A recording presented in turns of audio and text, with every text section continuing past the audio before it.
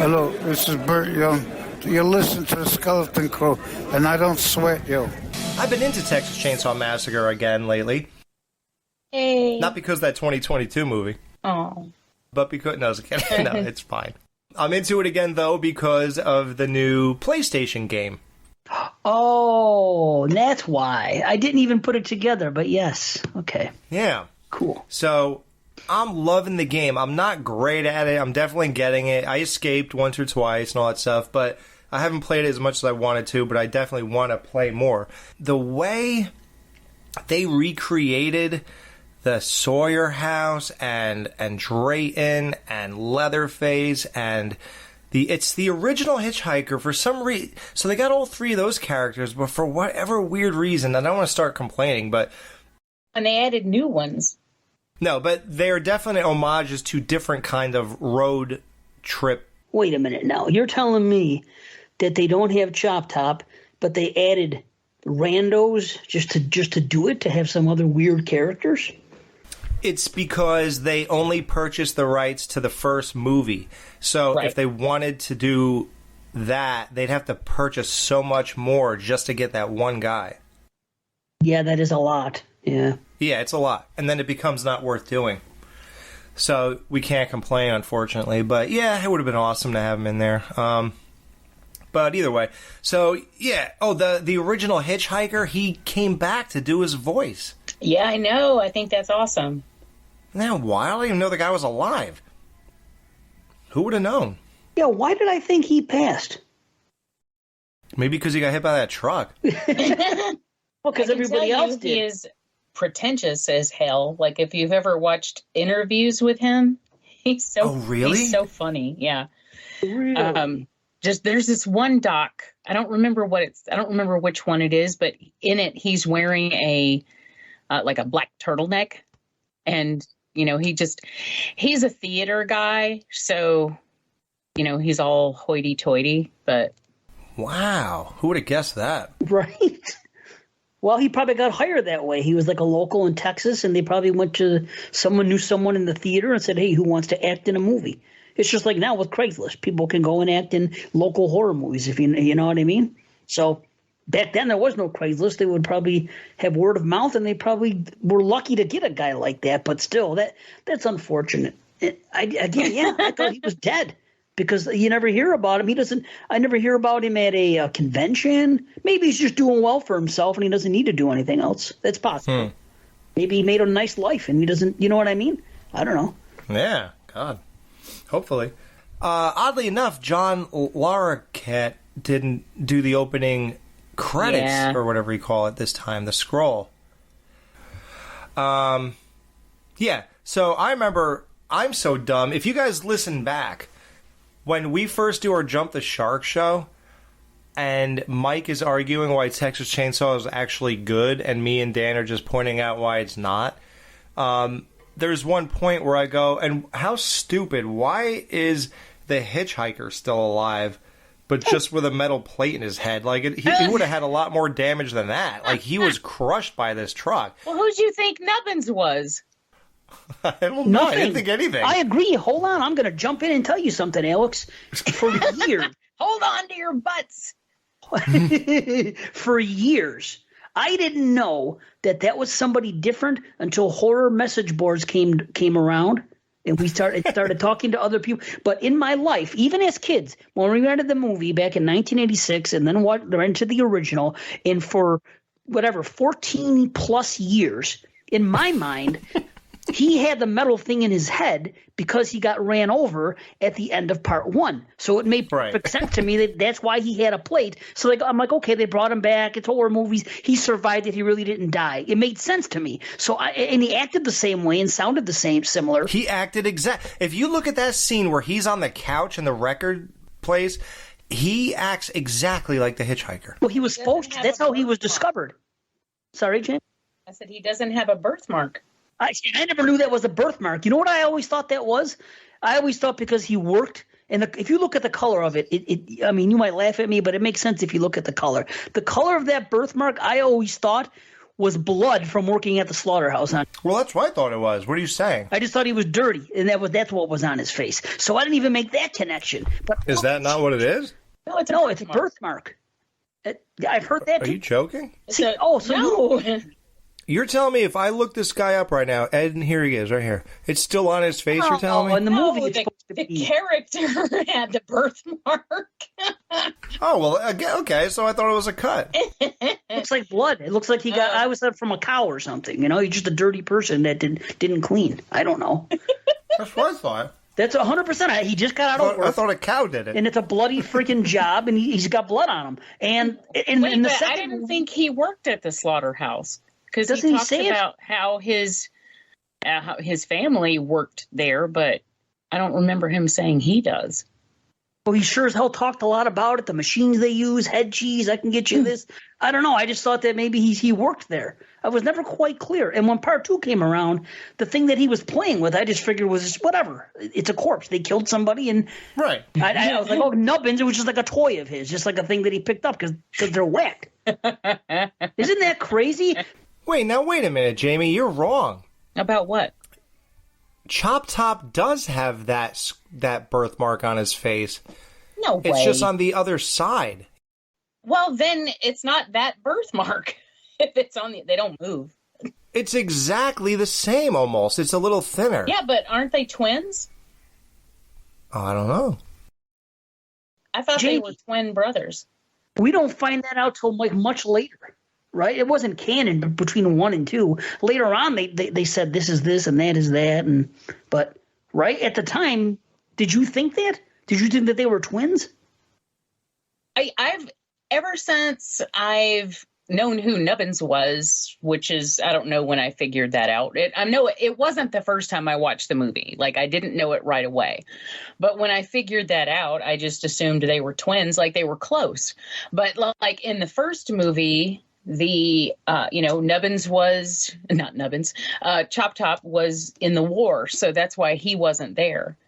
And so now, canonically, but he didn't exist obviously in the first one, but he had to come up with a reason to bring in another character, and the hitchhiker was dead.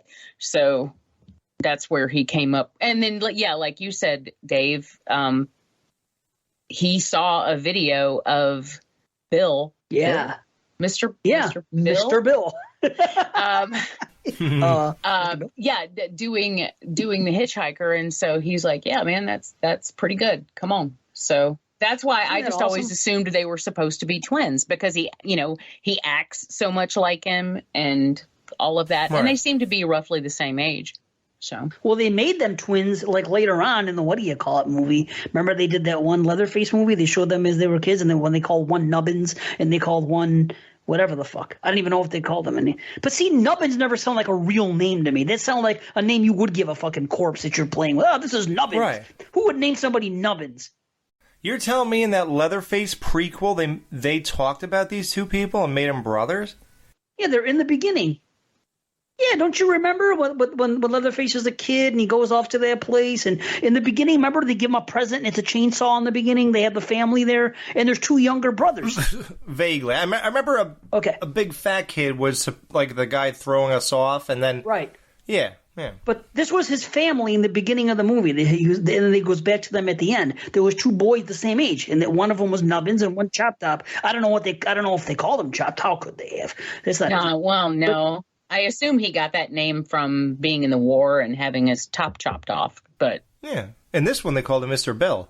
What did they? I gotta go watch that movie now to find out what they. But I know for a fact they called the one guy Nubbins. I'm like, that's stupid. See, Nubbins, like I said, it sounds like a toy name, like something you would name a corpse that you carried. Oh, this is Nubbins, because I think of Nubs. He's not completely together. He's freaking, stumps and shit. I don't know. It's half a skeleton. And then here's what I want to know: if Chop Top went to the war, how come Nubbins was the one that had the grenade in his pocket?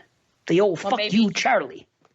Well, yeah. I meant, because Chop Top brought it back from the war and gave it to Nubbins. It's his friend, so that's his brother. Yeah.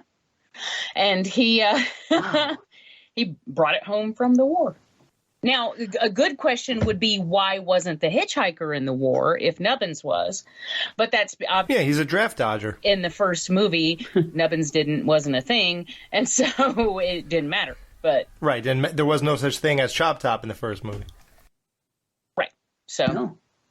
Well, I guarantee you that Alex and I are not the only two people. Well, I know because my friends thought it too. But besides my crew and Alex, See, and there's 6 of us. there's no, I totally get it. Like, it makes sense because, like I said, when the first time I saw it, I didn't know that right away, but I just figured it out because it made sense to me because Well, no. he was, obviously dead. But Let's not forget, I don't really watch that movie. oh yeah, that's right. You're weird. yeah, but For the 3 times I watched it, I never thought to care about anything like that. I thought it made perfect sense in horror world where a guy's head gets run over and they replace it with a freaking metal plate to fix it because we've Well, that seen too. things like that in tons of horror movies where it's explained in the next you movie. are not wrong. No, you're not wrong. That is, and so it makes sense that yeah, I totally believe that a lot of people don't think about that. Yeah, isn't that something? So, that's that.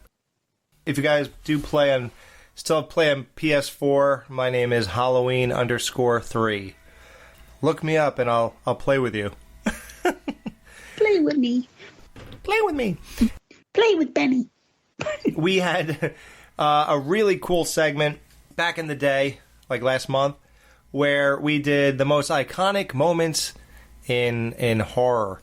So there are just so many, and our backs started to kill us after the 3 hours, so we had to leave and go back to our normal life. But we are back to do part 2 of the most iconic horror movie moments.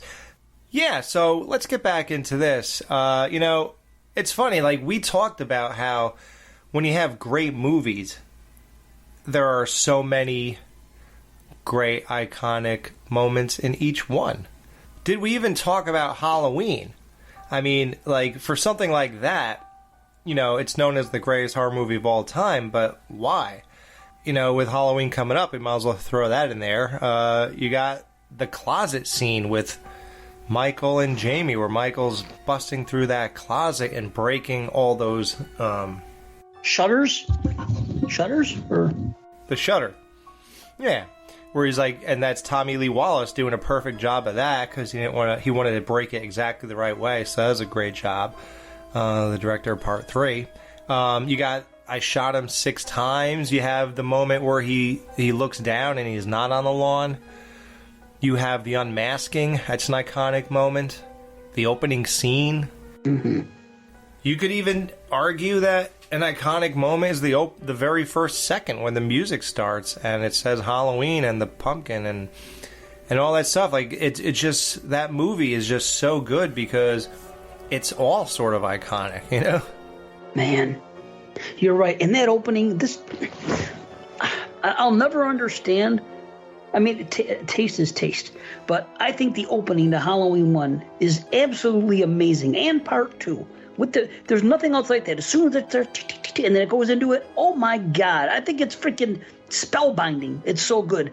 As soon as I put on a Halloween, it's just like, wow. And when you see the pumpkin, and when you hear the music, and John Carpenter's Halloween, but the lettering comes up, it's just, oh my God, it overtakes you.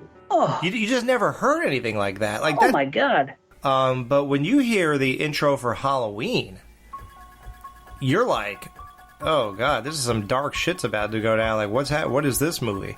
Right. It's just it's a whole nother feeling of dread. Like, that music gets kind of underrated as it gets overrated because we become numb to it. But let's really think about how good that music is. I mean, God. Incredible. And you say Halloween, you know what I wrote down? Because this is what I did, Alex. Well, this is my method. I've already said it last time we did it, is that I just thought of the movie. I came up with the idea, and the first thought that came to my mind, I wrote down.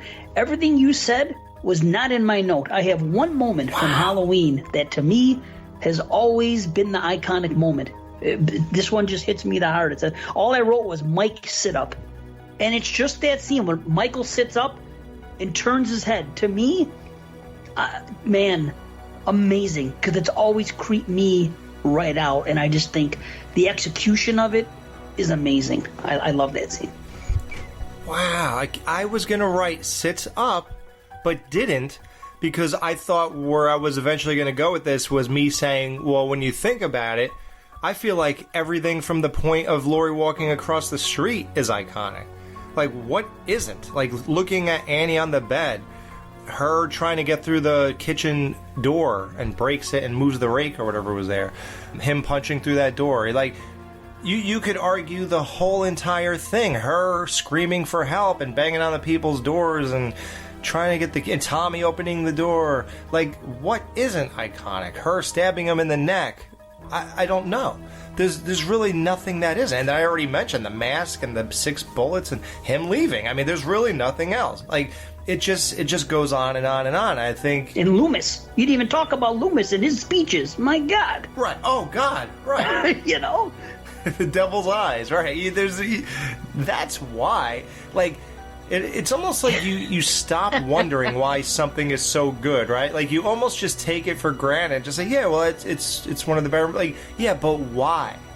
And it's like, here's why: because virtually every scene is iconic. Yeah. You know what's funny is Brian was getting dangerously close to a package that was actually for him, and I didn't want him to see who it came from. So and this is last night, not last night, earlier today. So I said, "Get your ass away from there." Awesome. That's great. And you know what? I love being married to someone who immediately gets it when I do that stupid shit. Right on. I could do that too. My wife knows that one. There's certain ones she knows. Of course, it's not like you and Brian, but you know, some of the real main ones that we've watched all the time. I could even say it to Frankie. Have a she'd nice know. stroll, asshole. Oh yeah, shit. Been saying that forever. So, but then I say some out loud, and nobody knows what I'm talking about. But I can't help but say it. Like when someone says something about a fat bird or anything, and I'll quote, "I like fat birds." And nobody knows what that is. But how often do people talk about fat birds around you? I don't know, but 3 times maybe it's come up about a bird in the backyard. I don't know. Or even a bird, period. Even a bird gets mentioned. Context, you know? Would somebody be like, "Oh, look at that fat bird"? It's like, speaking of that, I like fat birds. Yeah. It has happened like, 3 or 4 times, and every time I hear it or sometimes hear bird, I'll say it. I like fat birds. And nobody knows what the hell that is, but it's from Prevenge. But nobody in my house has seen that movie. I just always remember that line. Isn't that great, though? Isn't it? It's fun. But do you know what I'm talking about in the beginning when he says that to her? Yeah. I like fat birds. Now that Dave said that, I'm going to wait for my opportunity to do this, and I'll probably be 67 years old. And I was able to say that. And Jamie would be like, "For the first time?" I'd be like, "Yeah, they finally talked about a fat bird." I couldn't believe it. Hey, maybe on Thanksgiving someone will say it's a fat bird talking about the turkey. You never know. Okay, there you go. Keep your eyes, ears peeled, and open. Peeled and open. Keep the wax out of them. Yeah. Well, yep, Halloween. There you go. Whew. Oh, I have one that I thought of immediately when we stopped recording the last time, and I was like, "Damn it!" And that is the eye gouge scene from Zombie, when she gets her face just pulled into the spike of wood that's sticking out, and it punctures her eyeball, and it's so slow. And I mean, you show anybody a photo, like a still from that scene, and they know immediately what it is. And Yep. And then, of course, every time I watch it, though, I'm like, just get away from the door. Just get. What do you like? She did not have to die. She made some stupid decisions, but it's still a very iconic scene, and one of my favorite deaths in horror. Man. And it's fucking horrible because you have to watch it coming for her eye just like she does, and then it's just and then you watch it just slowly penetrate. that runs all over. And that messes me up too. Anything with eyes and teeth Oh. just gets And me. The Italians loved their eye trauma, especially Fulci. Word. You know? Fulci, the king of eye trauma, no Oh, question, Fulci was so full of it. dude. Full of it, Fulci.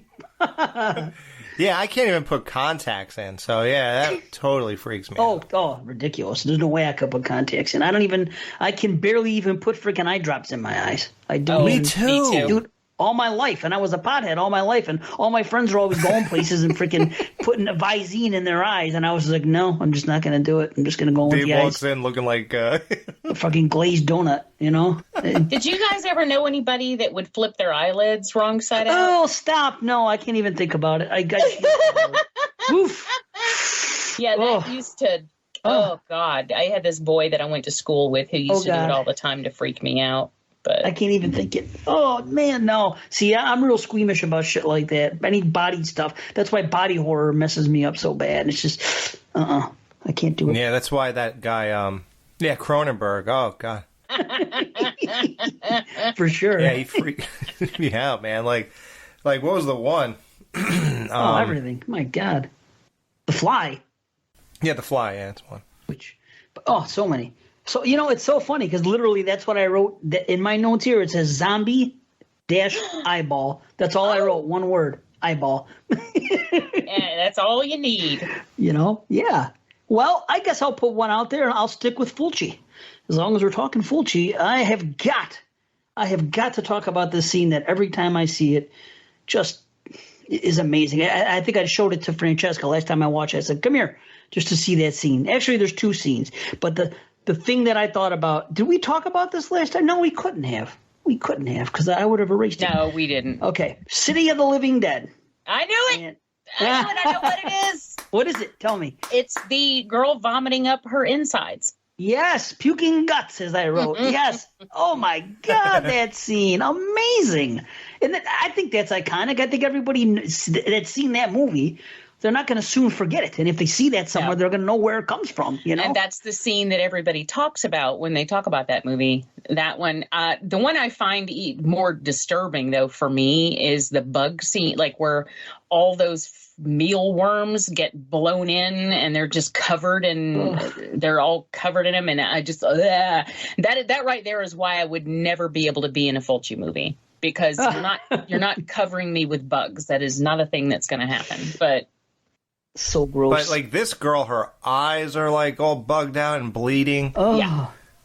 Oh yeah. And then you just watch it just right out her mouth, just Oh, it's amazing. And isn't the other scene in there too when they hold the guy's head down and it goes through the drill? On the drill, yeah. Yes, that too. Oh yeah. That movie, I just fucking love that movie. So It's become my favorite of that trilogy now.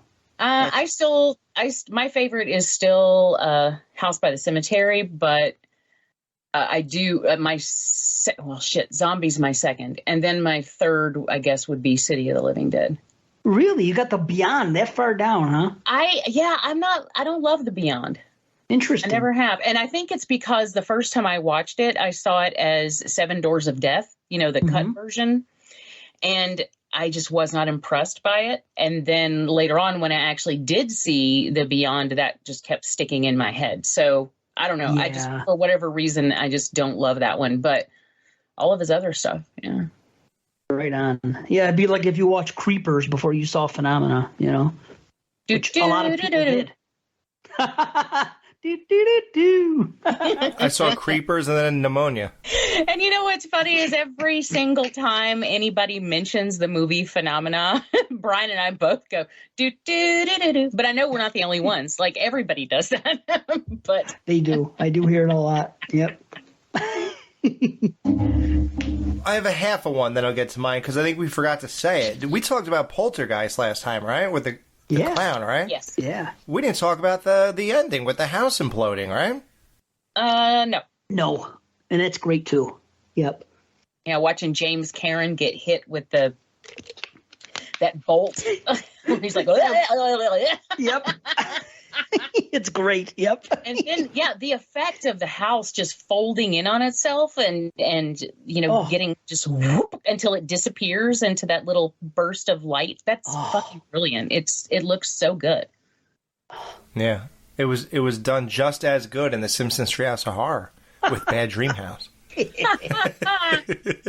Well, even the kid getting eaten by the tree in Poltergeist is a freaking amazing scene. Yeah. Man, getting sucked in. He's half in and half out. Oh, man. Yeah. What a movie. So, but my real pick is Rosemary's Baby, the reveal, man. Oh, nice. What have you done to his eyes? What are you talking about? Guys' eyes are normal. Satan is his father. God is dead. Satan lives. The year is one. It's amazing. And then the song at the end. Oh, man, I just got chills. I love that movie so much. I just got freaking chills. It was such an experience, that whole movie, and then the ending. Oh, yeah. God. I love the Mary. What's her name? Mary. The one who has the glasses and she doesn't want her to rock him.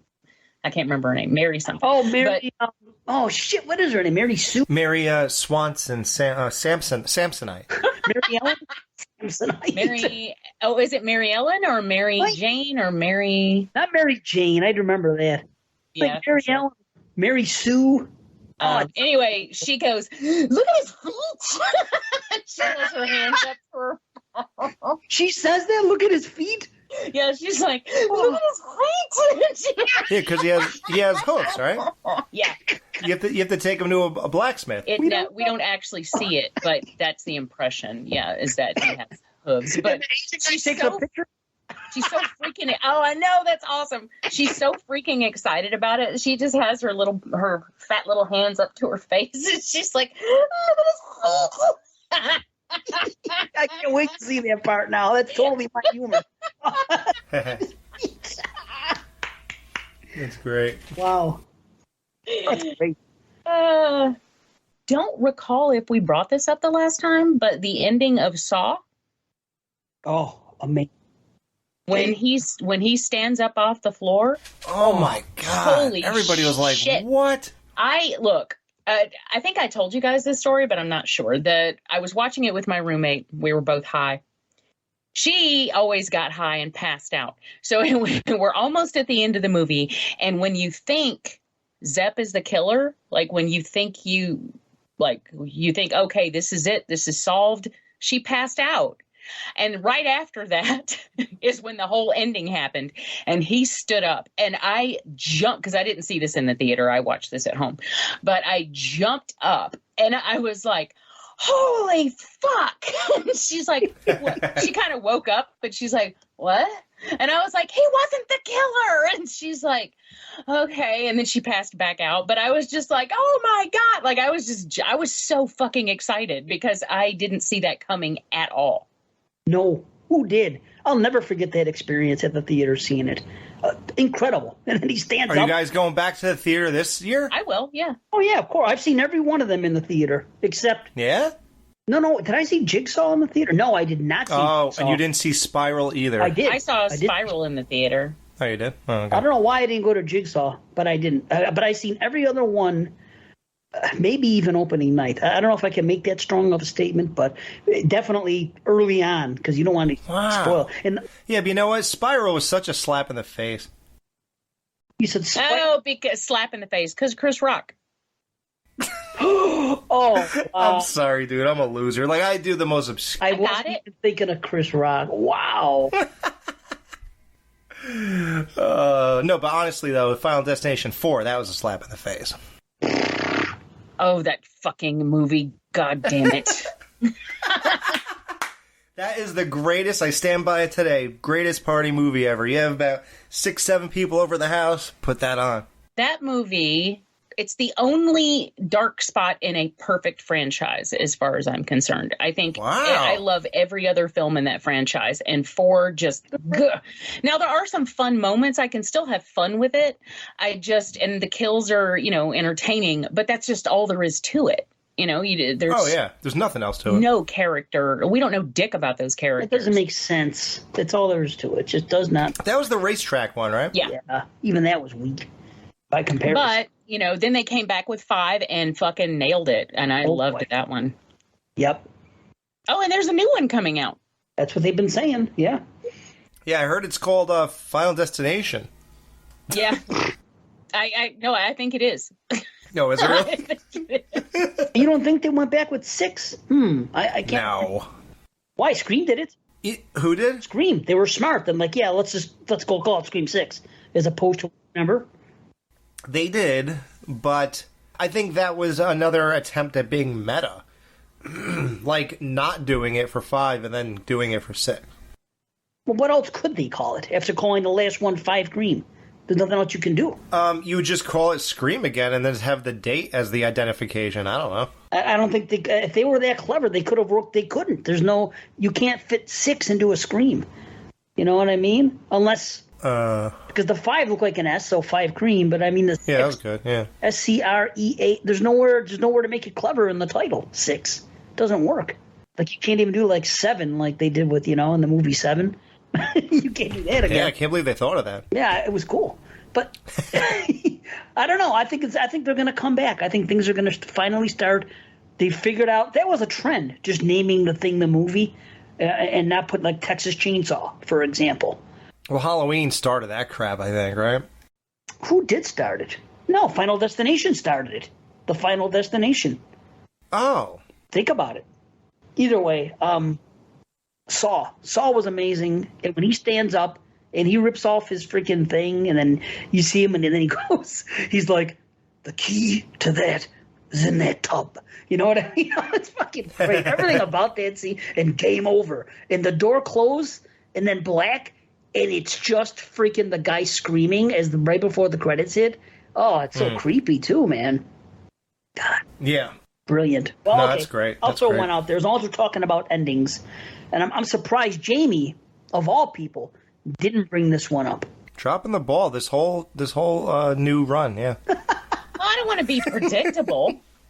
Yeah, that's true. You're right. Good call. You don't want to be predictable. She really is becoming unpredictable. That's good. Yeah, I'm it pretty- started. I will It say started that. with the nightmare shows. It did. You're right. That's your new gimmick. You never know what's going to come out of her mouth. She's like, I know what you're expecting. I'm not doing it. So I just pick it up then. 'cause That's I what know I tell Brian all the time.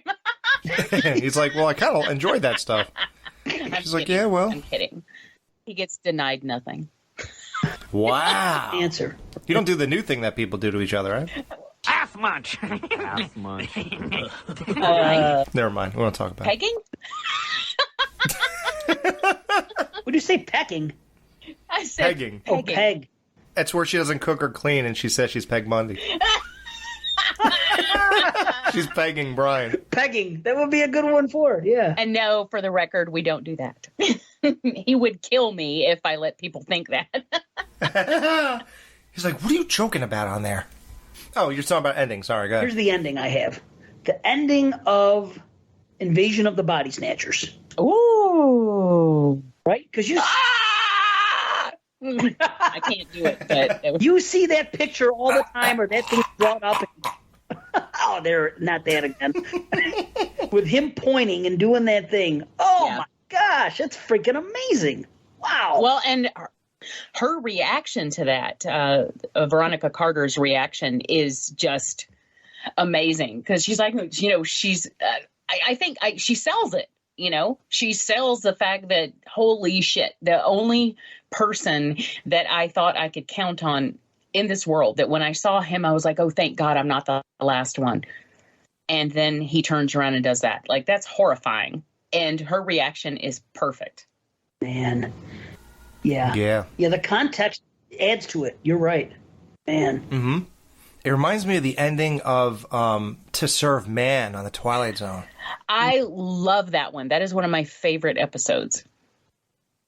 It's awesome. When she says, it's a cookbook. He's like, what? And then the alien blocks him from going back down the stairs. Yeah. That's what we should do. We should do a show, our top 5 favorite Twilight Zones. Hey, Oh. I feel like we may have had that idea somewhere in the past. Let me think. I gotta watch a lot of them to catch up, man. Even though it's my favorite show, I still haven't seen every episode, and I want to.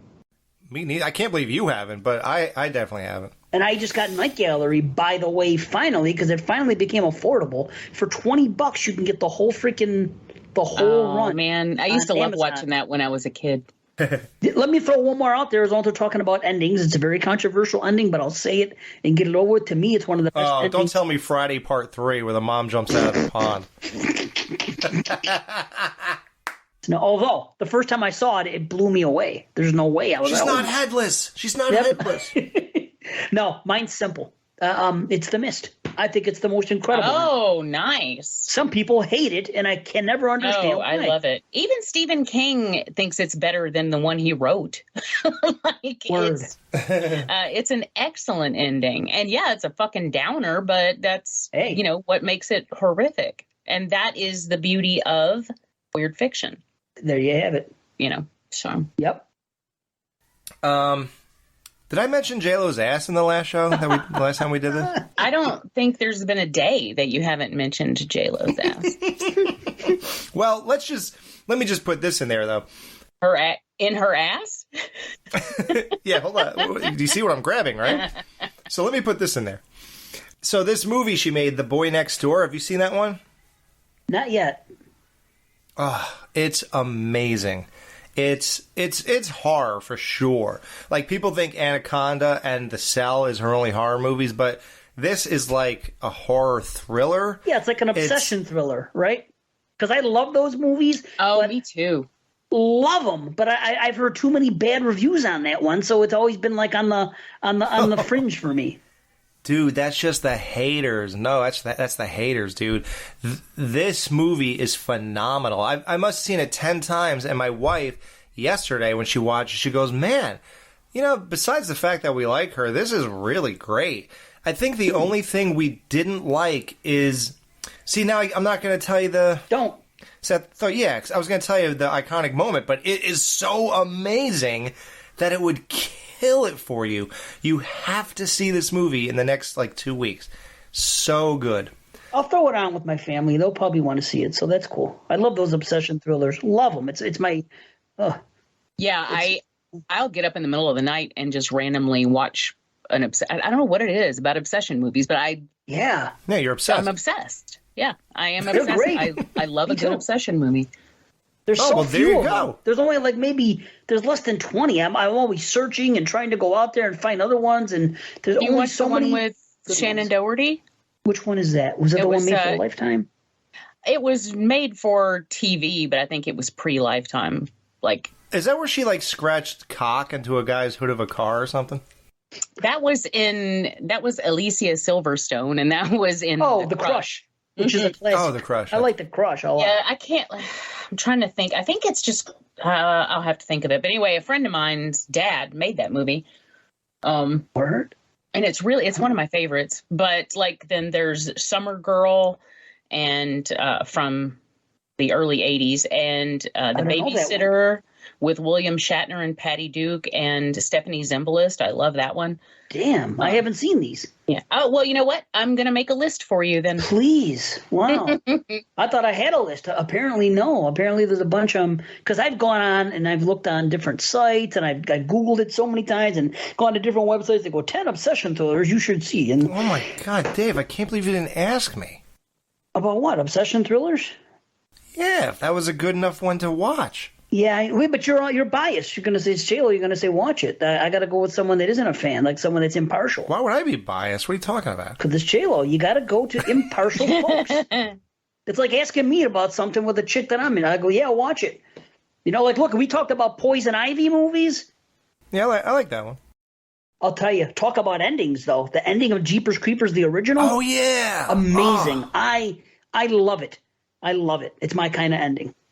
I just watched a video the other day where someone was talking about it was What Culture Horror, I think, and that's a British channel, but they were talking about 10 of the stupidest characters in horror movies. And they mentioned Derry because he climbed down the pipe, but they also lumped her in with him. And they're like, these two made the stew. I'm like, she didn't want to do that shit. Like, she kept trying to get him to leave. Don't blame her. Yeah, she got to help her brother. You got another movie with at least, I'd say, 3 iconic scenes. Pet Sematary. You have the Sick Sister scene. Oh, yeah. Which is as traumatizing to me as RoboCop, as Toxic Avenger. Dude. Oh yeah, like that was out of this world. Oh, damn. Even the cover. Look, when I came home from seeing The Grudge, and I was all freaked out that night. That was the night I slept on the couch with my clothes on and all the lights on, and I refused to even go into my bedroom.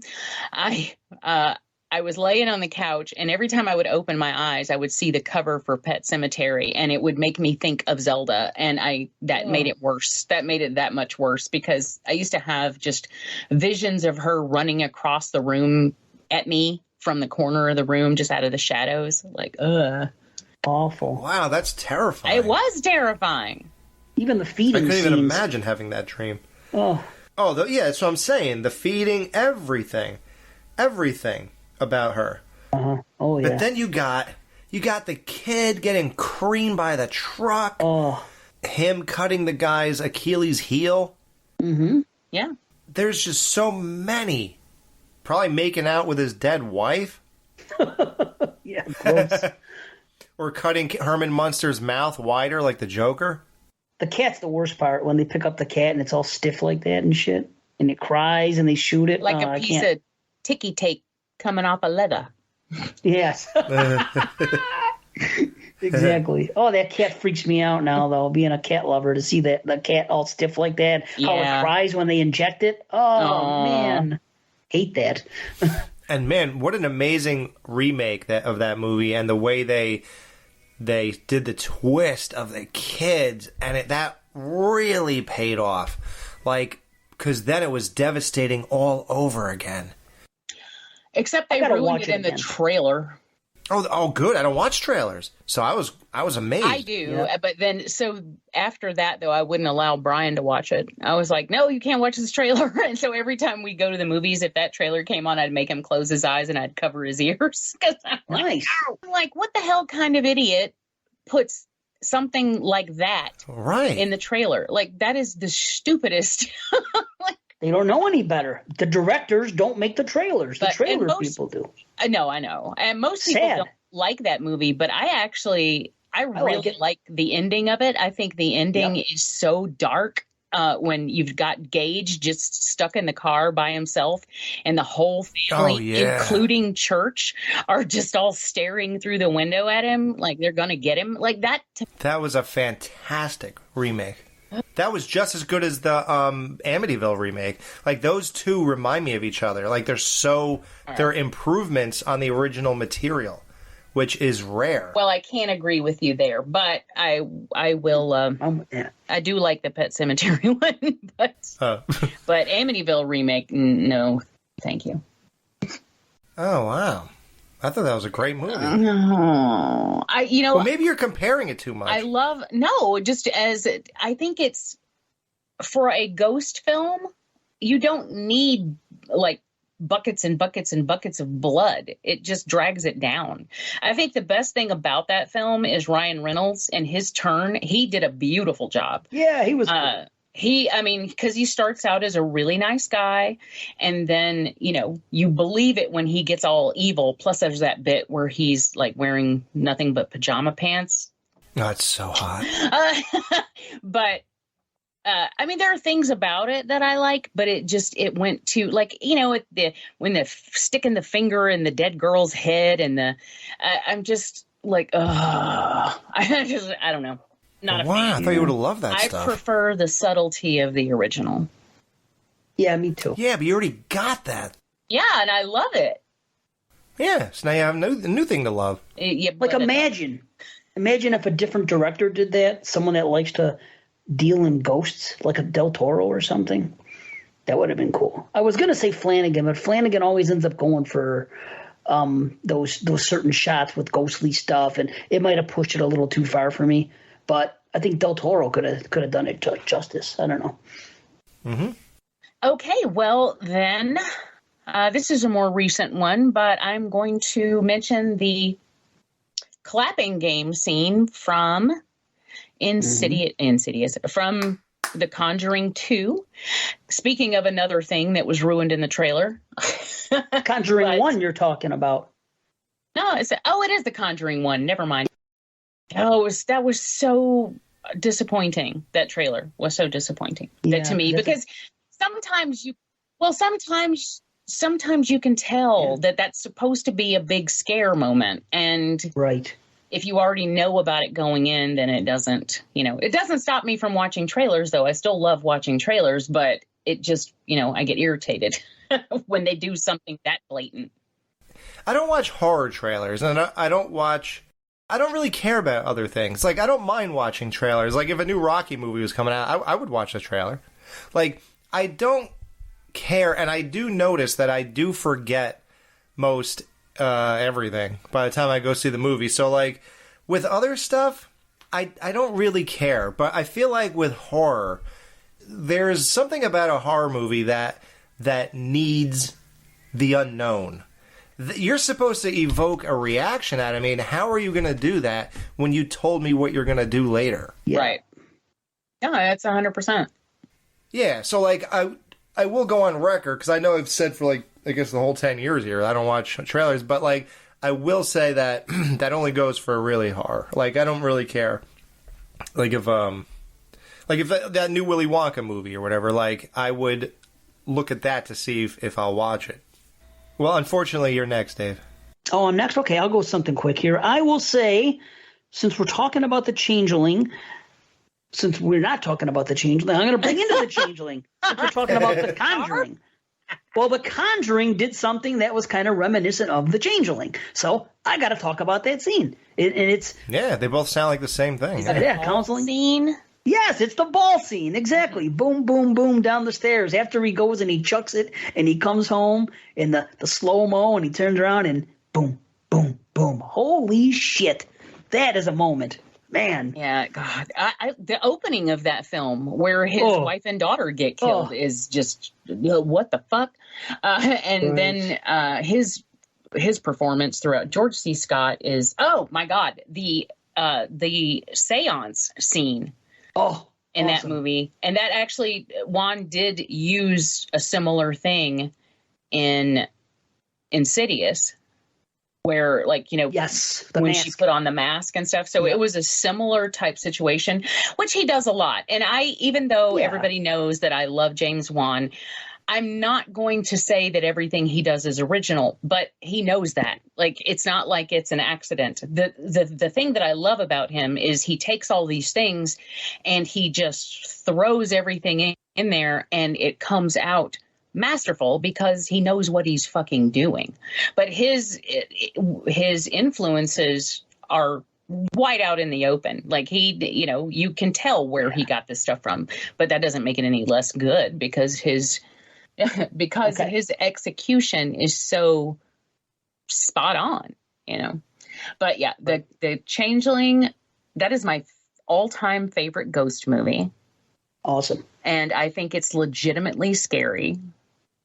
And George C. Scott, his performance in that is just as astounding. Like, his emotional performance, like when he wakes up in the morning crying. Oh my gosh. Like, it breaks my heart. Yeah. No, he's great. He's great in this, and he's great in Exorcist 3. In Exorcist 3, he's funny. Like, sometimes when he gets mad, he goes, "No, it is not in the file." Oh my God. Brian says that all the time, and I love it. He says that? Yes. Well, no, it is not. It is not in the file. Anyway. And I'll go, "The goddamn nose is broken." Oh, that's awesome. Oh, great stuff. He's great. But Alex, you seen The Changeling or no? No, I missed that one. Okay. Oh, it's so good. You must. Yeah, although you don't. That's the kind. It's tough though because it has its style. It's 1980, but it has the style of a 70s movie. So it is kind of slow moving and everything else. You have to be into the character. So it's not, like a mid 80s ghost story or something. It's a different type of pacing. So, but then again, I mean, you like the old stuff, and that moves kind of slow. So Right. yeah, I think you'd like The Changeling. No, I'm good with slow pace, Right on. slow burn, whatever you call it. Yeah, good. So yeah, The Changeling It also is a the bouncing balls. fantastic mystery. Like there's a really cool mystery in that film. Oh yes. And then how he comes to solve the mystery is just it's just one. It's to me, it's one of those movies that's like one great scene after the other. I just love it. Oh, good. Yeah, definitely. I won't say anything else about it then. Okay, you got to see it. I'll go for an obvious one that I think that no one's going to say because I don't think it's considered horror per se, especially amongst us. The Sixth Sense, I see dead people scene. God damn it. Well, sure. What, you have that in your list? Well, I had that Bruce Willis was alive the whole time. The reveal. That's the scene where the reveal comes. Right, I was going to say the same old thing, and it has another one, yeah? So, yeah, you got the I see dead people. I mean, that is insanely quoted. It's joked. I see stupid people. There's memes. Or there's really not so much anymore because this is an old movie, but there was a time when the memes were going around with this. And so you got that iconic moment. And we did talk about the girl thrown up in the tent. Yeah. But And Dave mentioned the shotgun to the back of the head. That. oh wait, so we did talk about this movie. Yeah, we but, talked about it. We just didn't mention those parts. Isn't that weird? Oh, that's weird. Wow. Yeah. So either one of the parts, right? The reveal either, right? Right. Well, there we go. We went to part 2 of this thing just to fill in those gaps that you guys were screaming at the speaker for. So that's just that. So since I did another half-see, then I'll just throw in a real one. Child's Play. Yes. The no batteries scene. Yes. Oh, that's a Awesome. good one. Yep. I love her scream. Catherine Hicks, her scream in that scene when he turns his head around, she just drops him and does that scream. It's so good. So my good. Gosh. I love a I good agree. scream. Imagine that in real life. Oh. Your kid says, or you see, I forgot exactly the premise of the knowledge she had, but Well, remember, she saw in the box that she looked in the box and saw that the batteries, they come with the toys sometimes. She saw that the batteries were in the box wrapped up still. They had never been opened. So then she went to see maybe they're a backup set. You know what I mean? Maybe they gave you extra batteries, but that's when the thought got in her head. So then she was like, okay, I got to go look. Oh my gosh. because he's been talking, obviously. Right. So. Yeah. Yeah. Right. So imagine that. Oh. Because now, that's one of those moments where, we're in the know. It's like, yeah, look, it's real. And you want her to be in the know. And then you get that moment. It's so satisfying to a viewer. But then even you think that you're just going to get that moment. But on top of it, you get her jump scare or your new jump scare on top of it. So, yeah, that's definitely a moment for that movie. They definitely brought it back with that one. Oh, yeah. Yeah, For that's sure. a good one. Absolutely. Okay, well then I have the first time we see Belial in Basket Case. Awesome. It's been Didn't a he minute. go jogging in his underwear or something? I remember that for some reason. I don't know. Wasn't he running down the street in a pair of underwear and sneakers? I don't know. It's been I haven't watched it in a couple of years. I should watch that again because I love that movie. Me too. Okay, well, all right. I'll talk about a couple. I'll talk about this one. This is honestly just an amazing kill, an after effect. But to me, it's something that you'll always remember, and you do see it places, and you do see a picture of it and everything else. And it's the impalement scene, the kill in Cannibal Holocaust. Oh wow! Yeah, well, hell, that's so iconic that he had to go to court. Right, right, man. But man, I mean, there's great gore in that movie. It's a great movie for that stuff. But that particular shot I don't know how the hell they did it, and it's just blows me away every time I see it. And they just had her sitting on a seat, like with the pole, and she was sitting on a seat, and then she had the other part of it coming out of her mouth. And what amazes me about that is that they did such a good job lining up the poles that it looks so realistic, and if she had swayed one bit, to the front or the back or the left or right, it would fuck it up. But it was perfectly straight. It looked so real, and it's just horrifying. Like that whole, and I love that bit too, because when they come up on her and Alan is like joking and smiling, and the guy's like, "Watch it, Alan, I'm filming." And he's like, "Oh," and then he gets his serious face. Yeah. I love that movie. Yeah. The one thing I don't love is at the end when he walks out of the building and he's like, "Who are the real cannibals?" And I'm like, well, the island people, because they were the eating people. Like that is the definition of a cannibal. Like, well, yeah, they should have said were the real bad people, then it would be right. But like monsters, they should have said, "Who are the real monsters?" Yes, exactly. Would have been better. Yeah, not cannibals. I mean, although in a way you can say they're cannibalizing, metaphorically. I get going up there. You are correct. Yeah. So I guess you could look at it that way. Yeah. Let's do Silence of the Lambs. When we got a couple again. God, talking to Hannibal behind the bars and talking about that dream or something when she saved the sheep or whatever it was. The lambs. Yeah, she heard the lambs. She woke up and heard the lambs screaming, and she went out and tried to save them, but they wouldn't run. So she grabbed one and ran off with it, but then she got caught a couple miles down the road. Mm-hmm. Didn't mean you recreate that one time? Yeah, I think so. I was thinking of the Buffalo Bill scene where he reveals himself. Yeah, that's another one for sure. I mean, hell, Jay and Silent Bob ripped it off. Yeah.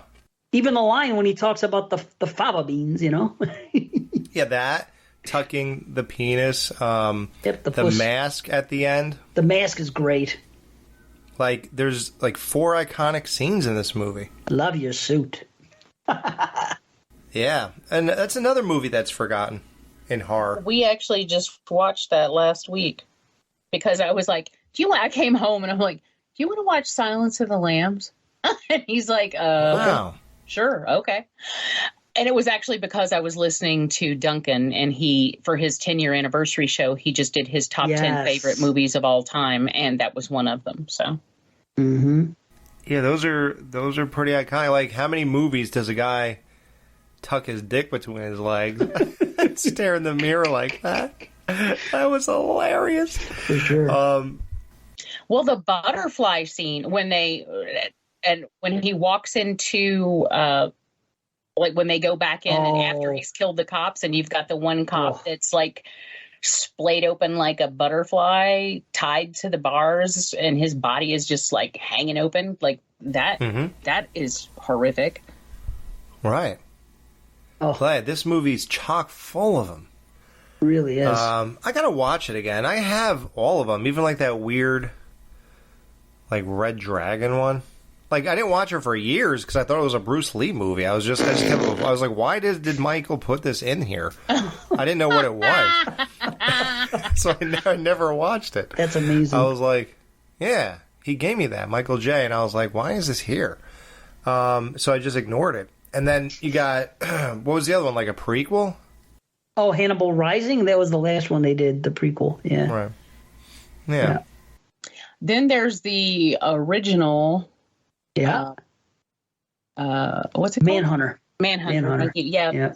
I love the scene where he comes bursting through the window at the end of the movie, just like Jason style, just like through the window, and that's a beautiful shot. I just love that movie too. Nobody ever really talks about that one very much, but Jamie, they don't talk about any of them. Yeah. Nobody talks about the first one.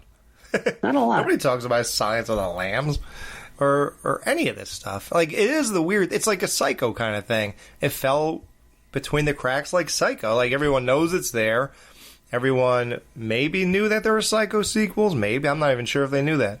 And then it just goes away. You know, nobody says anything. I don't know if I'm as passionate about this that we should do a retro to resurrect it like we did with Psycho, but I think we're talking about it now, and that's good enough. Word. You guys don't want to do a retro on that, right?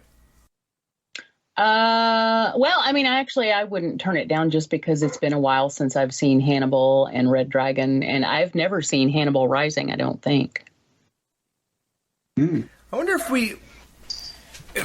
are we capable of doing loose retros? Like, I almost feel like I just want to have a show where we just talk about all of them in a weird, non-specific way. Like, remember how we used to, like, really take you through the journey? Like, I wonder if we could just do more touch upon stuff. We would have to watch them all before that one show to have them all in our memory. Yeah, so if you're going to sit down and watch still have to do that. 5 movies, right? Yeah, so that's the problem, not talking about it. Yeah. Okay, well, what about the ending of Blair Witch? Where, the original, where he's standing in the corner, just like Rustin... I was going to call him Rust in Peace.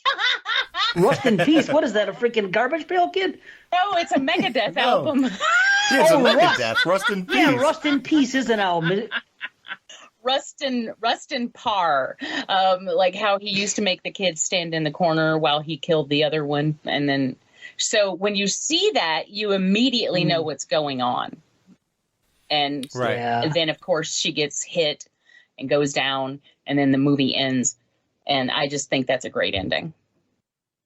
Oh, to this day in freaking found footage handheld movies, they freaking end them that way. It's passé now, but the bottom line is that is the impact that it had on on horror. That people are still... The person recording falls over?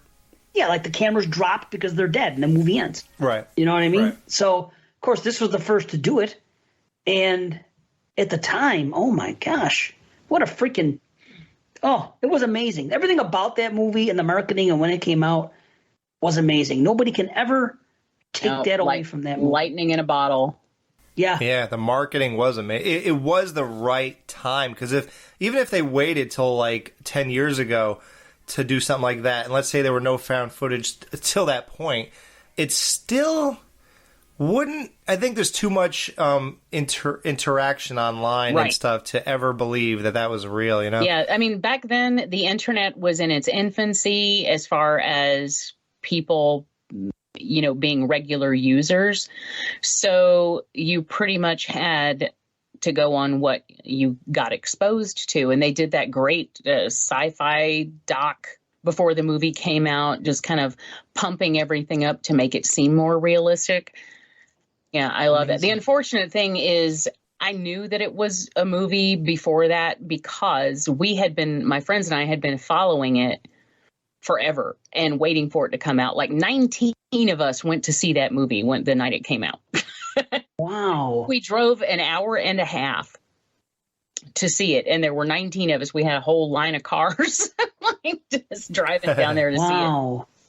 And yeah, like we were super excited, and we knew like we loved the documentary and all the marketing stuff. Like, but we knew it was fake, but it didn't matter because it was just so brilliant. It was so, and no one had ever done anything like that before. Like, it was just the coolest thing, you know. And now we have and then, you know, Cloverfield did something similar with their marketing where they had the websites and the little things, the little clues that you could find, and leading up to that movie coming out. And so, yeah, but Blair Witch started that marketing thing, which is just phenomenal. I think it's a fun experience. I don't love everything about that movie, and I think I've said that probably a lot of times in the past. Heather kind of gets on my nerves, but... Yeah, with her nose running all over the camera. So weird. Well, it is just like, I get that it was off the cuff, and you know, and naturally people say fuck a lot, but I just feel like there was nothing there. I don't know. I just feel like there could have been, you could have done a little bit better with that, but Did I ever tell you that that's why I never watched it? No. What? Ever tell that weird story? Yeah. So, like, that movie just came out, and maybe it was, like, right at the rental period of it or whatever. I don't think it was on TV or anything.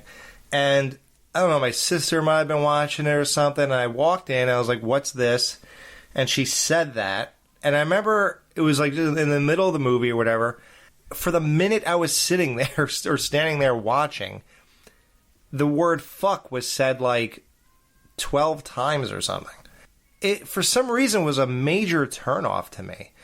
I don't know. I think in my mind at that time when I was like 19, 20, I just perceived it as like these new kids trying to do horror movies and trying to do better or whatever than the things I grew up with or whatever, and they think just saying fuck all the time is cool and that's what people want and this, that, the other thing. And it was just like, to me, it was such like a turnoff of like, probably like the creativity, like no creativity, no imagination. You got nothing. All you're doing is trying to be cool by saying fuck 100 times. And it made me just go like, I just walked away. And then I had this sour taste in my mouth from that point, and I haven't watched Blair Witch until like 2020 or whenever we talked about it one time on this show, and at that point it was way too late for someone to watch it the first time, and it just did nothing for me. And I was excited to just let that stuff go eventually, but I still never watched it. But I was really hoping to feel what you guys felt, because you all kept like praising it.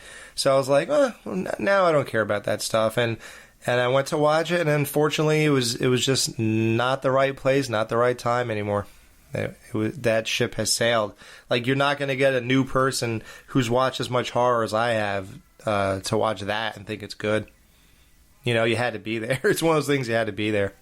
Man, see, when it came out, it was when I was out of horror. I was disgruntled. I was just doing other things with my life. I was partying it, and I just, horror took a dump and came back, like I said, for a hot minute when Scream came out and everything. And then after that, it was just piss poor. 98 was a bad year. 97, I was done. Well, not really. You had The Faculty and Disturbing Behavior, which to me at the time seemed like Scream clones, and I was tired of it. Just by the look of it. I was just like, I was out of it. I just couldn't get into it. I was just like, everything looks the same and what have you, the covers, everything. It just didn't do anything for me. So I was kind of out of it. The covers all look the same. Oh, dude, it was bad. So I was out of it. And then there was this girl at work. I'll never forget it. She told me about the Blair Witch Project. She goes, have you heard? And the way she told me was that it was something real. So at the time, I was like, holy shit, really? And I didn't see it at the theater. And, of course, by the time it did come around, I knew that it wasn't. But still, and I saw it, I enjoyed it, and then I didn't watch it for years, a long, long time, because I got so into found footage movies after the big glut of them that came out after Paranormal Activity really blew it up, and then they were all over. A lot of great ones, too. So, and they have done so much in found footage that they and so this is what I thought for a couple of years. I'm like, well, if I go back and watch Blair Witch now, it's going to seem tame by today's standards. It's not going to hit me. So I avoided it for a couple of years. One day I watched it because I think 22 Shots was going to do the whole thing, the franchise, the 3. And you guys know me that I like to, if I'm going to listen to a review of something, I want to watch the movie because I'm not going to remember anything. So I watched Blair Witch. I had the Blu-ray. I sat down. I was by myself. I sat down. I was in the dark. And I tell you what, it blew me away. I was in with those characters the whole time getting spooked out. The sound design, the freaking everything about it, it totally worked, and I have loved it ever since. And I didn't expect that to happen. And so it hit me really well. The thing is, it can never happen again because everything is fake. You can't put anything out now. Everyone's going to say it's fake. Even something that's real, people are going to comment and say, oh, it's fake as fuck. You can't even attempt to do anything nowadays because of what's happened with freaking, all the stuff that people can do now with their computers. You even just put up YouTube videos and they know nothing real. I don't know. It's a weird thing. Like, why would we think that if that was real, That they would release it in a theater? yeah, At right. the time, Like, because why it would never we been done before, we just weren't thinking. I guess so. I guess that's how I look at it. We had that naive thing going, I guess, at the moment. But yeah, like now, I would be like, no, who'd release this? What are you talking about? Like, I wouldn't even believe that it was Well, real. I pictured, people went missing, and they kind of put it out there as almost like watching Like the parents are willing to have it be out as a warning. something that's just not a warning necessarily, because you don't know who's But dead. maybe have you seen my kids? Yes. Kind of thing. Yeah, almost like what's that show? Like a milk carton. Unsolved Mysteries. Yeah, but it wouldn't be in a movie theater where you're selling tickets. It would be just it'd be like on a special of Unsolved Mysteries or That's what I something said. like that. Unsolved Mysteries. It was like that, except on Unsolved Mysteries they had reenactments. This was not a reenactment because they were fortunate enough to have it all on camera. So I figured that it's coming out to the theater because of that. They're trying to spread the word and see if anybody can help. That's what I just imagined at the time. Like, wow, that's cool.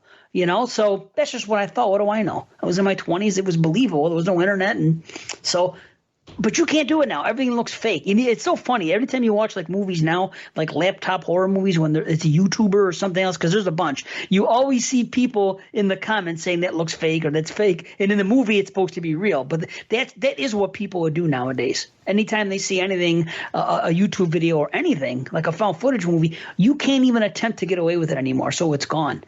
And that's what's great about that movie. It was a piece of the time where it could work. And as far as the F-bombs, that happened to me a long time ago, Alex, when I was a kid. 48 Hours with Eddie Murphy and freaking Nick Nolte. They were walking down the street. I never heard so many F-bombs in my life. And I was like, what the hell? And because of that, I never watched that movie.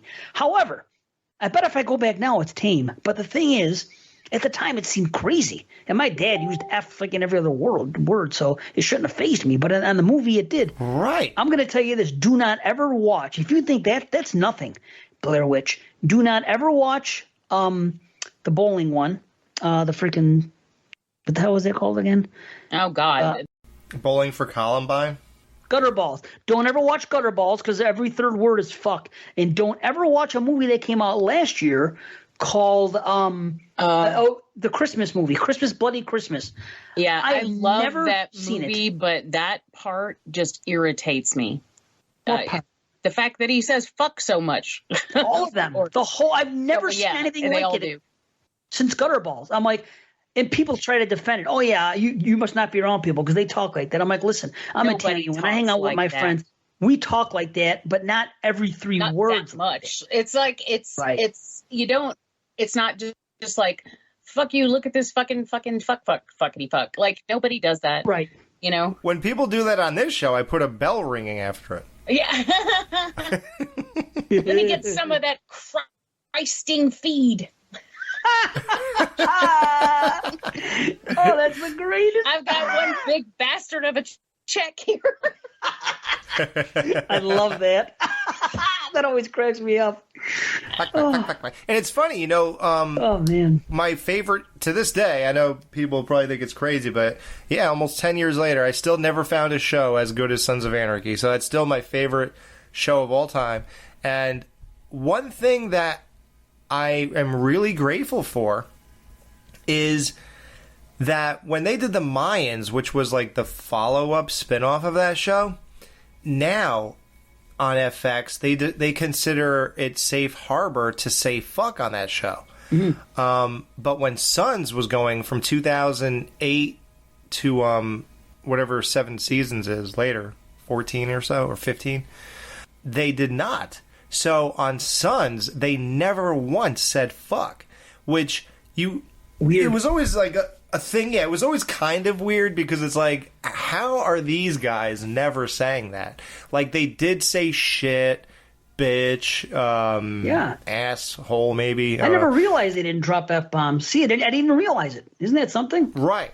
Right. Wow. But because they knew how to deliver their stuff so well, and they peppered enough shits and bitches in there or whatever that it didn't seem insanely crazy. So what they said was, since they won't let us say fuck, instead I'm going to annoy the shit out of the network and I'm going to keep saying Jesus Christ every time a character would have said fuck. So that's why Jax is always like, Jesus Christ. Like, and that happens all the time on that show. So it's kind of funny. But looking back, and again, I'm not like a prude or anything. It's not like I haven't said it on this show a million times, but I kind of appreciate that that's not on there. No, Me I too. mean, I say it all the time, but it's just when you go crazy with it like that, one, it sticks out and it calls my attention away from the film. And two, it's like you said, it shows a lack of creativity and good writing, and it just, I'm like, if you can't think of something to say and then you fall back on fuck, 6 times in one sentence, it's annoying because, and no, it's not because I'm a prude or I hate the word. I say it all the time, like I said, but it just doesn't come off natural. Mm-mm. And right. When I say it, I want to punctuate something or whatever, like, I'm not just going to say, fuck the fucking fuckers. Yeah, I mean, and I might say, like, fuck you, you fucking fuck, but that if I am, it's a quote and I'm joking, It's like, I really wouldn't say that, but. It's ridiculous. People don't. They say it a lot. What's weird? Did you ever watch Hard Knocks? The football stuff? No. It must be a real athlete thing because all the coaches on Hard Knocks every year, no matter what, it must be a real alpha male freaking athlete thing. They fucking drop F-bombs just like that. Everything they say. So you got to get out there, play some fucking defense. You got to knock their fucking heads off. Anyway, it's like every 3 words when they're talking. My guess is that it's just like an alpha male freaking athletic thing, and they all talk that way in football locker rooms. But it's always so jarring to me every year when I watch that show and all the coaches and the defensive coordinators and the offensive coordinator and how many times they F-bomb. It sticks out to me. Like I sit there and I count. So that's saying something. And again, I used to be known as Dave F. Remember, Alex? Yeah. Oh, God. Wow. Dave was insane in, like, the second show of Banana It was Laser? Uncle Sam, and I was hammered, and I didn't know what else to do. And see, I guess it's a nervous thing. You don't know what else to say, and you start saying Fs. But I don't know. Wow, that's weird. Just now when you went, see? As soon as you said that, Jonathan Orr wrote to me, see? With an exclamation and a question mark at the same exact time you said that. See? How about That's that? weird. That's very weird. Oh, I got another weird one. Oh, so another bizarre coincidence. We haven't done that in this show in a while, so I'll throw it out there. And it's the J-Lo thing with that movie. Yesterday was my birthday. Yay. Yeah. Yay! Yeah, I love it. 44. Great. Nice. Yeah, I'll only be happy about this when I'm like 50. I'd be like, yeah, 44 was young. So I watched 2 movies of hers. One was Blood and Wine with Jack Nicholson and Stephen Dorff, I guess, and her. This is like a 1996 movie. Nobody's heard of it. No, I haven't. No. Yeah, it's not amazing or anything. And then we wanted to do a double feature with her, so we watched The Boy Next Door. Actually, I wanted to watch Sleepaway Camp 3, but my wife said I cannot keep doing this every summer. She goes, you got to start watching this crap alone. She goes, listen. It's like Brian. Yeah. She's humored me, but this has been going on for 10, 13 years now. So she's kind of like, I watched it because of you and all this stuff, but I don't know if I want to spend the rest of my life doing this. She's like, the first one is what it is, but I don't know if I can keep doing this. So she begged me she said, let's just watch another J-Lo movie. Like, she thinks she could always get me with J-Lo. Mm-hmm. So then we picked the J-Lo movie. Right. So it worked. So we did The Boy Next Door, because we haven't watched that in a while. So the movie starts. They celebrate her son's birthday, and J-Lo brings out a cake that looks exactly like the one we just ate, and then the dad says, do you want to go camping this weekend for Labor Day weekend? Oh, wow. Oh, damn. That's trippy. Like, what? We were just like, no way is this happening. Because sure, you could say, oh, gee, what are the odds Alex would watch a J-Lo movie? But you got to really take in that we weren't even going to. I could have picked any of these movies, and I did pick a different one. and the one with Matthew McConaughey. I felt like watching All Right. She said, "Nah, we've seen that one a lot of times. Let's watch something we haven't seen in a while." So we did The Boy Next Door, and then that happened. Like I was just like, I gotta tell these guys, and then here we are doing a show right away. So Wow. I was able to do it here. But yeah, how weird! This is still going on.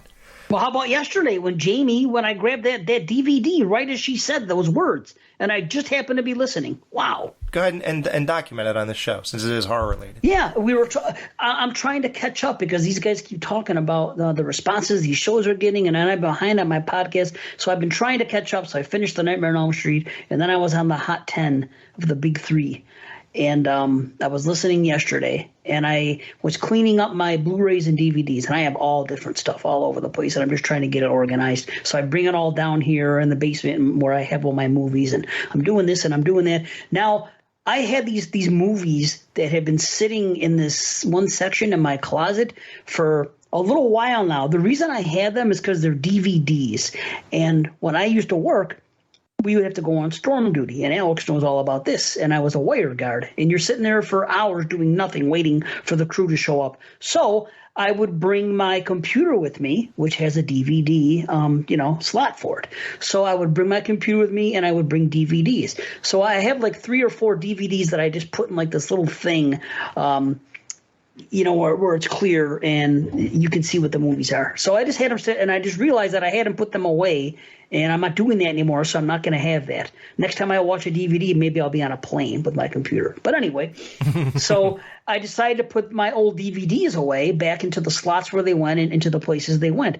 So I'm reaching around, I'm listening to Jamie, and we were talking about what's her name? Monica Keena, who Alex had just brought up 5 minutes ago on our text about something else, saying, "How did you know that I liked her?" And I said, "I can't remember." But anyway, so we was also talking about the same podcast. And I'm sitting there, and Jamie says, "Ever since I saw her in and she says, the Night of the Demons remake," she says. And when she was talking about that, because that's when she was hooked up with Furlong. They were in that movie together. Yeah. And when she said The Night of the Demons, when she said that, and I was grabbing these blank DVDs with titles written on them from the corner of my thing, I picked up to see what it was, and it was freaking Night of the Demons DVD. Right when she said it, I was like, holy shit. What are the chances of this? I think there was another layer to that, wasn't there, too? Probably. There usually is. I was talking about How Did You Know I Liked Her, and that's the show he was listening to at the moment. Right. Yeah, and then, that too. And then, yes. Yeah, and then he's like, "Oh, wait." He's like, "Look what just happened." And that was wild. Yeah, the fact that I'm even referring to a show we recorded 2 months ago or whatever, or a month ago. Like, why would I talk about that on that particular day and that particular girl while we're talking about that particular girl on that show that he's finally getting to, and then you mention a movie that's in his hands? Like, just unbelievable. Yeah, pretty crazy. You can't make this stuff up, yeah. Yeah. Well, how about that? Okay, Night of the Demons. There you go. That'll be my last one. How about that? I'll pick it out. For Night of the Demons. Think of the segue. Yeah, 2 scenes. I always think about the nipple scene with freaking the lipstick. Linnea putting the lipstick in the nipple is a great trick, and it's really cool. And I always talk about Angela's dancing scene with, Stigmata Martyr, because I think it's incredible. So I think those are kind of iconic scenes, no? Well, yeah. And eat a bowl of fuck. I am here to partay. Awesome. Eat a bowl of fuck. That is one of my favorite lines ever. It is great. Oh, and he said fuck. Oh, shit. Oh, we can't watch it no more. But see, it was a restrained use and a carefully planned use of the word, and that makes it funny. And that's why it's memorable, not when you say it 47 times. Yeah, I mean, fuck. Why don't you go and eat a fucking bowl of fuck? Isn't the same. Right, right. Yep, that was part 2, obviously, of iconic moments in horror. Again, I just want to reiterate, the reason we love doing these types of shows is because now we get to really travel across the vast plethora of horror out there instead of just focusing on one thing. So